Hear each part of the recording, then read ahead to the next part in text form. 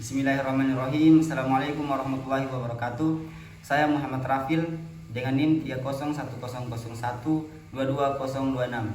Di sini saya akan mewawancara beberapa narasumber menanyakan tentang bagaimana pendapat mereka terkait isu-isu yang sekarang hangat diperbincangkan khususnya di Indonesia, yaitu tentang isu krisis lingkungan untuk memenuhi salah satu tugas ujian akhir semester pada mata kuliah Teologi Lingkungan Hidup.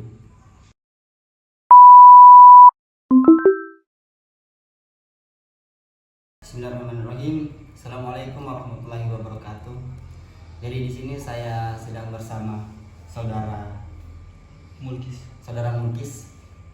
Di sini saya ingin menanyakan bagaimana pendapat dari saudara Mulkis terkait isu-isu yang sedang memanas khususnya sekarang ini di Indonesia, yaitu tentang isu lingkungan. Sebagaimana kita lihat sekarang ini, keadaan di Indonesia banyak sekali terjadinya krisis ekologi ataupun krisis lingkungan, dan banyak sekali faktor-faktor yang menyebabkan terjadinya krisis lingkungan tersebut. Bisa dilihat dari faktor agama, sosial, dan lain-lain. Saya ingin menanyakan bagaimana pendapat dari saudara Mulkis, kira-kira apa penyebab utama terjadinya krisis lingkungan tersebut? Kalau menurut saya terjadinya faktor utama yang memungkinkan untuk terjadinya krisis lingkungan itu tambang. Kita bisa lihat contoh di Morowali dengan adanya tambang nikel. Bukan hanya memberikan kerusakan alam ataupun laut,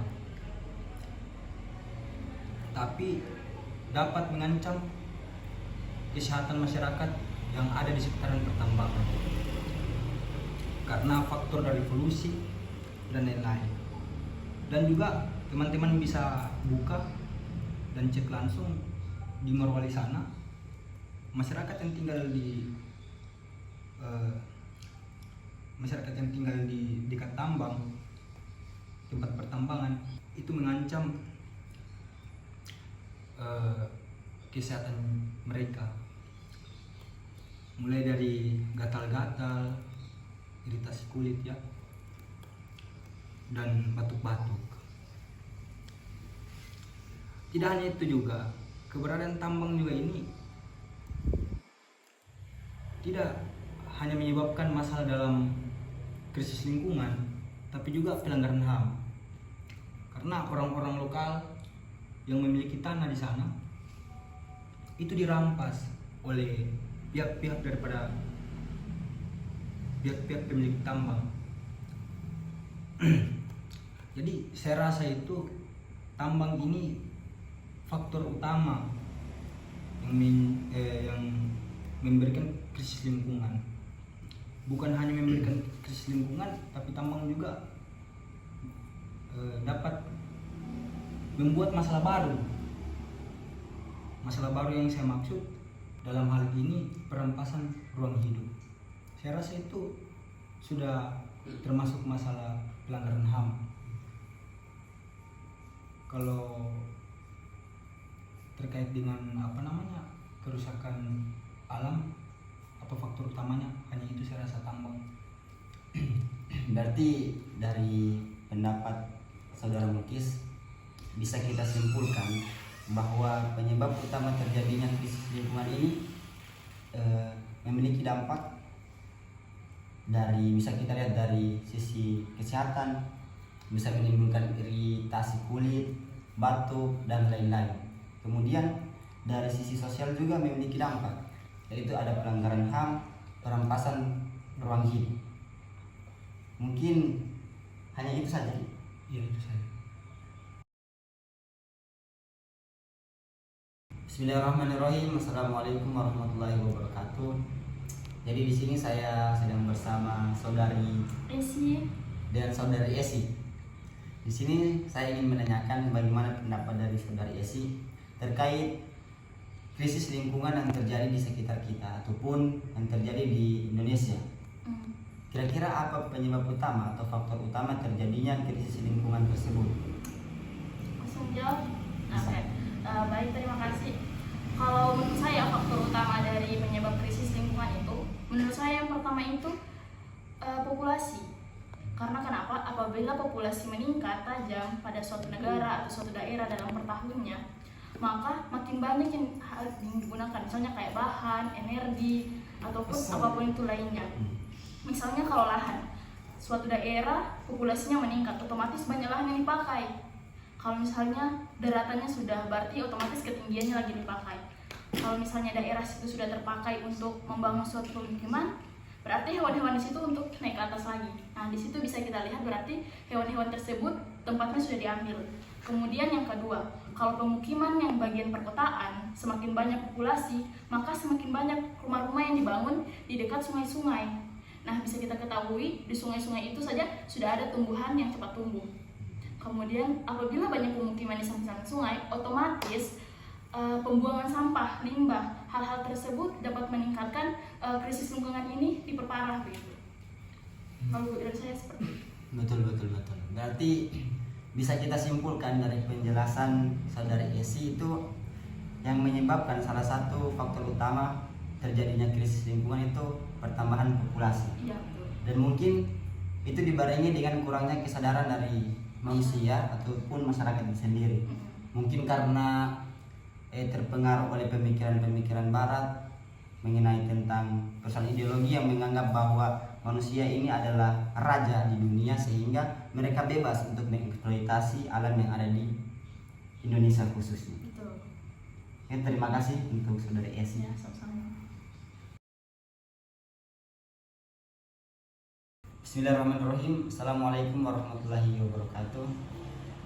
Di sini saya akan menanyakan kepada Saudari Tantri bagaimana pendapat Saudari terkait krisis lingkungan yang terjadi di sekitar kita ataupun di negara kita Indonesia.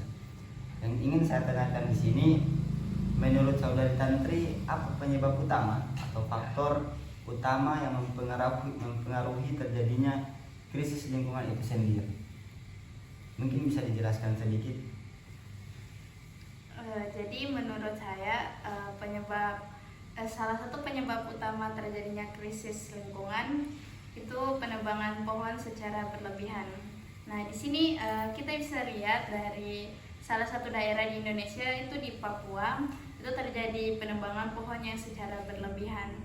Nah, sedangkan kita tahu masyarakat setempat di Papua itu mereka bergantung hidup itu dari alam seperti hutan.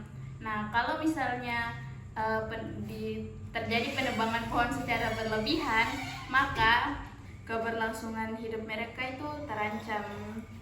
Karena mereka itu mencari hidup itu dari alam. Misalnya mereka mengolah kayu untuk dijual. Nah, jika hutan dieksploitasi secara berlebihan, maka keberlangsungan masyarakat setempat itu sangat terancam. Mungkin itu saja dari saya.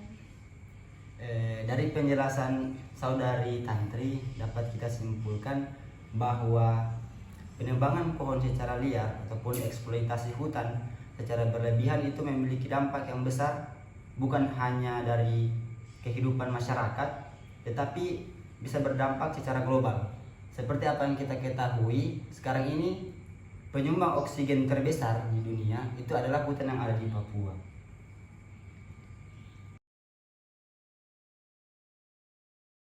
Bismillahirrahmanirrahim. Assalamualaikum warahmatullahi wabarakatuh. Di sini saya sedang bersama Saudara Aldi. Di sini saya akan menanyakan bagaimana pendapat saudara terkait krisis lingkungan yang terjadi di kehidupan sehari-hari kita. Bisa kita lihat ada banyak faktor yang menyebabkan terjadinya krisis lingkungan.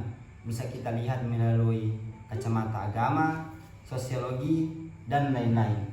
Mungkin saya akan menanyakan bagaimana pendapat dari Saudara Aldi, kira-kira apa penyebab utama, faktor utama terjadinya krisis lingkungan tersebut? Oke, baik. Kalau dari saya itu penyebab utama terjadinya krisis lingkungan ada dua faktor. Yang pertama itu aktivitas manusia, dan yang kedua itu adalah peristiwa alam, di mana aktivitas manusia ini yaitu penggunaan sumber daya alam yang secara berlebihan. Sedangkan kalau peristiwa alam itu seperti yang kita ketahui sekarang, bahwasanya banyak yang terjadi tanah longsor, banjir, dan lain sebagainya. Kemudian di perubahan iklim, yaitu terjadinya peningkatan suhu atau curah hujan yang sangat berlebihan. Yang ketiga itu adalah kesehatan manusia, di mana dapat menyebabkan gangguan pernapasan dan lain sebagainya. Nah, contoh dari dampak yang saya sebutkan tadi adalah polusi air. Seperti yang kita ketahui sekarang, polusi air itu sangat berdampak sekali kepada masyarakat sekitar dan lain sebagainya. Di mana perusahaan-perusahaan atau industri yang tidak bertanggung jawab yang masih membuang limbahnya ke sungai. Mungkin kalau dari saya itu sih menurut saya. Terima kasih Saudara Ali sudah memberikan pendapatnya terkait apa faktor utama terjadinya krisis lingkungan khususnya di Indonesia. Dari penjelasan Saudari Aldi tadi, dia sempat menyinggung bahwa salah satu faktor utama terjadinya krisis lingkungan itu aktivitas manusia. Memang tidak bisa kita pungkiri bahwa di Indonesia itu sendiri banyak sekali manusia mungkin yang kurang paham terkait bagaimana cara menjalankan kehidupan yang baik di dunia, di alam. Karena memang di alam semesta ini yang hidup itu bukan hanya manusia, dan tentunya di situ memerlukan yang namanya keseimbangan. Karena memang sistem mutualisme, simbiosis mutualisme itu sangat diperlukan. Manusia membutuhkan hewan, hewan membutuhkan manusia, begitupun sebaliknya, tumbuhan membutuhkan hewan dan manusia.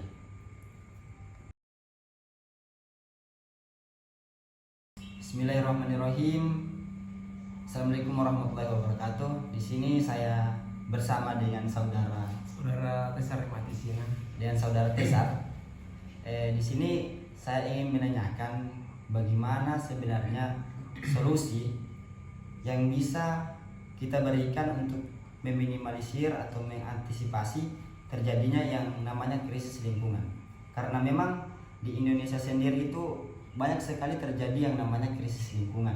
Salah satu penyebabnya itu dari aktivitas tambang yang dikelola dengan tidak baik. Dari pengelolaan yang tidak baik tersebut memiliki dampak yang sangat negatif terhadap lingkungan sekitar kita, mulai dari banjir, kemudian polusi udara, mencemari ekosistem laut, dan lain-lain. Dari situ saya ingin menanyakan pendapat dari saudara Tesar, kira-kira solusi apa yang bisa diberikan untuk bisa meminimalisir terjadinya yang namanya krisis lingkungan tersebut? Iya. Jadi menurut saya yang pertama itu ada menghemat air. Terus yang kedua itu mengelola sampah dengan baik. Yang ketiga itu ada mengimplementasikan kebijakan lingkungan. Terus yang keempat itu ada mengedukasi masyarakat, dan yang terakhir itu mengimplementasikan kebijakan masyarakat atau partisipasi lah kepada masyarakat. Karena dengan langkah-langkah tersebut saya rasa bisa membantu mengatasi krisisnya lingkungan dan ekosistem alam untuk generasi mendatang. Mungkin cuma itu. Memang apa yang disampaikan oleh saudara Tesar sangat betul sekali. Dalam solusi yang bisa kita berikan untuk meminimalisir terjadinya krisis lingkungan itu banyak. Salah satu tadi yang disebutkan itu tentang kebijakan lingkungan, dan kemudian yang kedua mengedukasi masyarakat. Karena di Indonesia sendiri kebijakan-kebijakan tentang lingkungan itu sudah banyak yang dibuat, tetapi yang bermasalah di sini adalah merealisasikannya. Mungkin karena kurangnya edukasi tadi disebutkan oleh saudara Tesar, kurangnya edukasi terhadap masyarakat. Jadi banyak masyarakat yang kurang paham. Karena memang banyak kita temukan dalam kehidupan sehari-hari, banyak masyarakat yang menganggap sepele tentang persoalan buang sampah di sungai, buang sampah tidak pada tempatnya. Padahal hal-hal yang sepele itu bisa menyebabkan krisis lingkungan yang sangat besar, Ya, dampak yang besar. yang tentunya itu sangat memiliki berpengaruh di kehidupan mendatang ataupun di generasi Ya, selanjutnya. betul betul.